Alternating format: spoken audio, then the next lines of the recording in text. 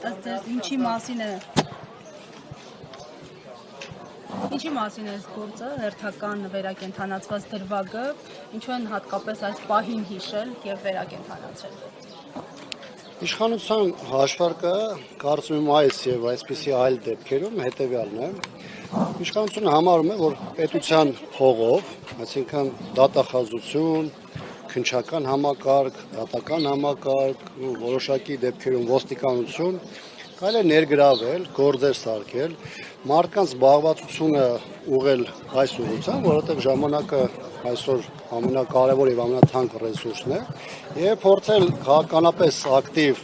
դեմքերին հնարավորինս դուրս մղել քաղաքական գործընթացներից։ Այսինքն շատ դեպքերում իրենք ունեն կանխատեսումները, իրենք ունեն գիտակցումը, որ այդ գործերը չեն գնալու եւ ես տրամաբանական կետին չեն հասնելու իրանց տեսանկյունից եւ այս իրավիճակում իրենց համար գլխավոր խնդիրն է սկսել քաշքշուկ 4-5 տարվա կտրվածքով մարդկանց տանել, բերել, ժամանակ ամբողջությամբ կենտրոնացնել այդ մասով, որից բնականաբար քաղաքական առումով տուժում է տվյալ անձը,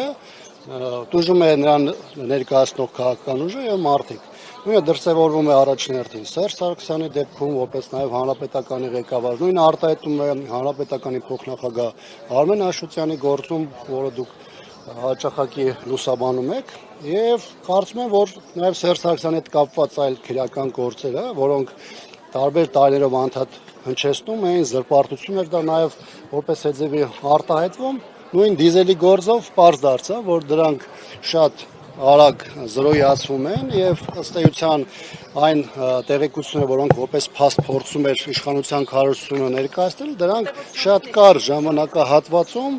հանրության համար տեսանել են դարձնում, որ տակը չկա գործընթաց,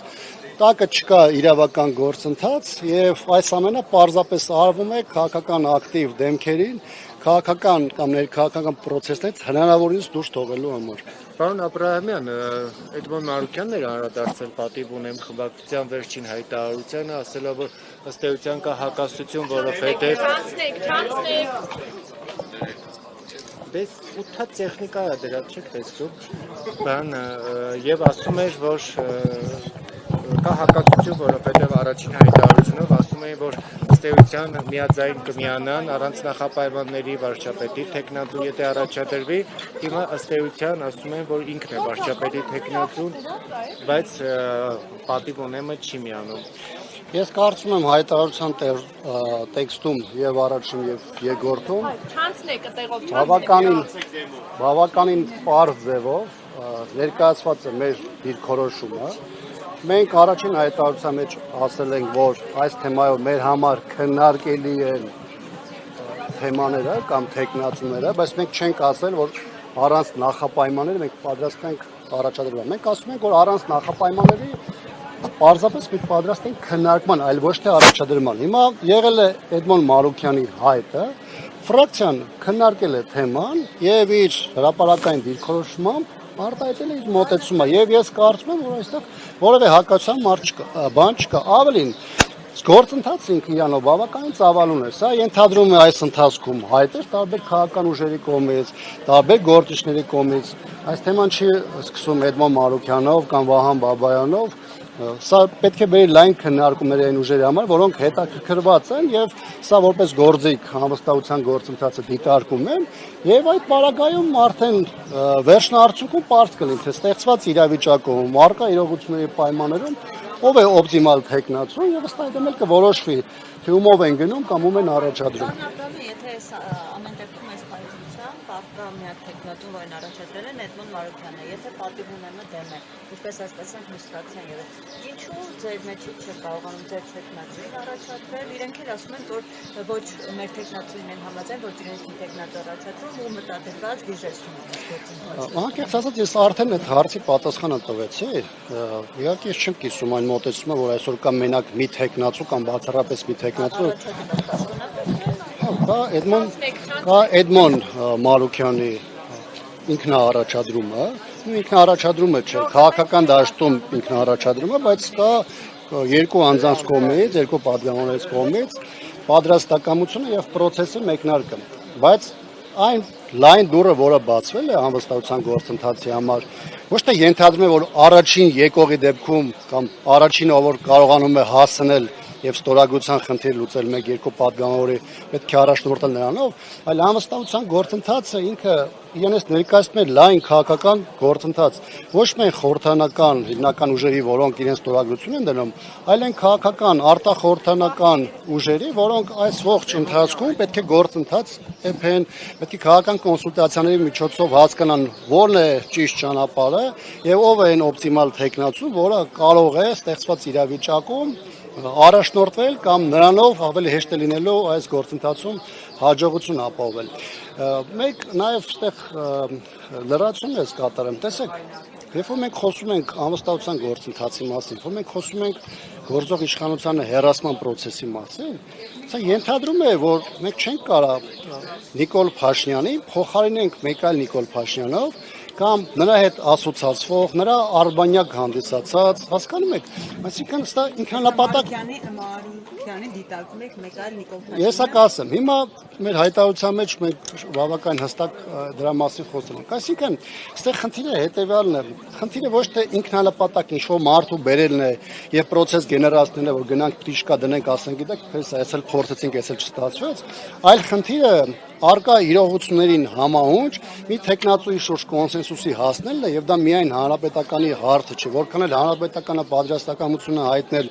նախաձեռնելու, բնականաբար հանրապետականը խոսում քննարկում է բոլոր այն շահագրգիռ ուժերի հետ, որոնք այս մասով ունեն հետաքրություն։ Հիմա, երբ որ խոսում ենք արբանյակ ուժերի մասին, երբ որ խոսում ենք մարդկանց մասին, ովքեր ասոցիացում են, բնականաբար նայում ես նրանց քաղաքական հետագիծը, ով ինչ ճանապարհ է անցել, ով որտեղով է շարժվել, մենք նայում ենք տեսնում ենք ով մեր երկրի համար կարևորագույն հարցերի շուրջ ինչ դիրքորոշումներ են արտահայտել, երբ որ դու տեսնում ես, որ մարդը միգուցե արտաքնապես այս պայն իշխանությունից տարբերվող ինչ-որ բան է ասում, բայց գաղափարապես նրանց հետ միևնույն բովանդակային դաշտում է, բնականաբար դա չի նշանակում, որ արեցի դրա մասին հրաժարվեց։ Հիմա պատկերացրեք իրավիճակ, որ խորհրդանի նախագահ, փոխնախագահներից որևէ մեկը հայտարարություն է անում այն մասին, որ ինքը չի կիսում այս պահին իշխանության այս կամ այն դիրքորոշումը, այս կամ այն թեմայի շուրջ դուրս է գալիս, 3-4 ամիս հետո նույն այդ երկու падգամավորները նրանց առաջադրում են օրինակ անվստահության գործընթացում որպես տեխնացու։ Հիմա իրանք գան ասեն, գիտեք, տեսակ, մենք 4 ամիս առաջ դուրս եկանք, որտեղ մենք չէինք կիսում այդ դիրքորոշումը, եւ գան հանրության ներկայանան որպես մրցունակ եւ այդ իշխանության հետ որևէ ձևով կապ չունեցող տեխնացու, բնականաբար դա որևէ ձևով տրամաբանական չէ։ Պարոն Աբրահամյան, մի բան, ձեզ համար ինչ տեսակի տեխնացուն ընդունելի կլիներ։ Եվ եթե Հայաստան Դաշինքը տեխնացու առաջադրեր եւ առաջադրեր օրինակ Ռոբերտ Քոչարյանին, կոնկուրենտ օֆիսի առաջնորդ կամ նրա որդուն Լևոն Քոչարյանին, ձեզ համար ընդունելի կլիներ, դուք աներկբա եւ առանց նախապայմանների կհաստատեք այդ տեխնացությունը։ Տեխնացուների մասով առաջադրումները մենք մինչև ձեր մոտենալը ճիշտ ասած որոշակի մանրամասներով այս թեման քննարկել ենք, այն ինչ որ ներկայացված է մեր առաջին եւ երկրորդ նաեւ հայտարարություններով ֆրակցիայի, դրանում հիմնականում ներկայացված է այն մոտեցումներն ու սկզբունքները, որի շրջանակներում պետք է կայանա քննարկումը եւ դրա արդյունքում պետք է լինի առաջադրված տեխնացու։ Հիմա այստեղ կա մի հանգամանք, երբ որ մենք խոսում ենք կոնկրետ տեխնացուների մասով։ Տեխնացուների մասով շատ կարևոր է, որպեսզի հնարավորինս լայն համախմբում տեղի ունենա դրա շուրջ, եւ երկրորդը մենք հնարավորություն ունենք առաջադրենք մի տեխնացուի, որը ստեղծված իրողությունների պայմաններում այդ դերը եւ առաքելությունը կարող է ամենահաջող ձևով իրականացնել։ Երբ որ կլինի ցանկություն, երբ որ այս թեմայով կլինի առաջադրում, կլինի քննարկման ցանկություն, մենք բնականաբար պատրաստ ենք առանց նախապայմանների քննարկել բոլոր տեխնացուները եւ մեր դիրքորոշումը շատ հստակ է։ Էդմոն Մարուկյանը ինչով լավ չէ, օրինակ ձեր ժամանակ անկախ կամ գրեթե անկախ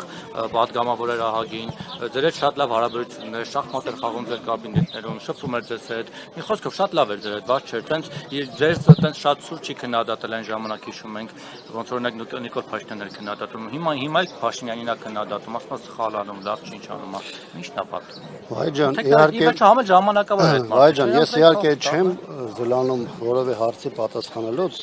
շատ ցավով եմ ասում, որ դուք մի քիչ ուշացել եք։ Միգուցե մենք առանձին նաև ծեր հետ այս թեմայի մեկնաբանել, որովհետև այս թեմայով 3